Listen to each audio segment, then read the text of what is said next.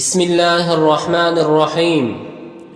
حضرت آدم علیہ السلام اور حضرت حوا علیہ السلام، اللہ تعالیٰ نے اس دنیا میں سب سے پہلے انسان حضرت آدم علیہ السلام اور پہلی عورت حضرت حوا علیہ السلام کو پیدا کیا۔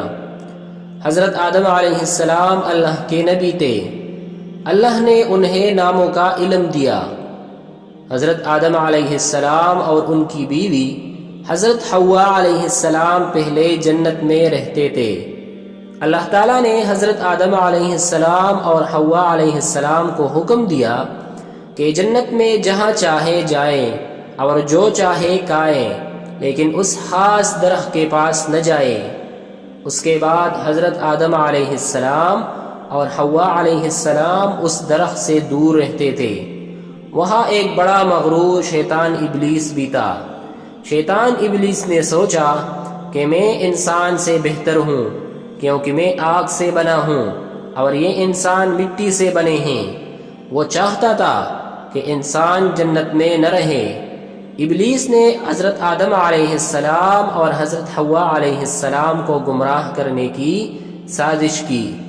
ابلیس نے ان سے کہا کہ اس خاص درخت کا پھل بڑا مزیدار ہے، اس لیے انہیں اس پھل کا ذائقہ چکھ کر دینا چاہیے۔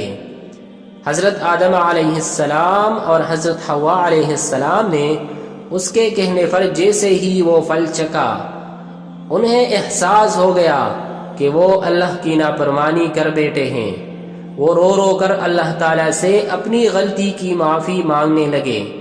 اللہ تعالیٰ نے انہیں معاف تو کر دیا اور حکم دیا کہ اب وہ اس جنت میں نہیں رہ سکتے، لہٰذا اللہ نے انہیں زمین پر اتار دیا اور فرمایا کہ تمہاری اولاد میں سے جو کوئی میرا حکم مانے گا اسے دونوں جہانوں میں کامیابی ملے گی، اور جو شیطان کی بات مانے گا گمراہ ہوگا۔ اب حضرت آدم علیہ السلام اور حضرت حوا علیہ السلام سمجھ گئے کہ شیطان ابلیس نے ان سے جھوٹ بولا تھا اور وہ انسان کا سخت دشمن ہے۔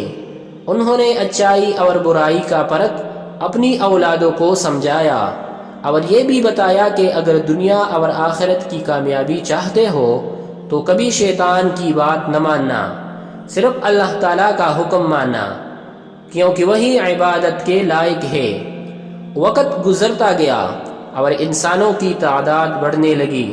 کچھ ہی عرصے میں ایک بستی بن گئی اور زمین پر انسانی آبادی شروع ہو گئی۔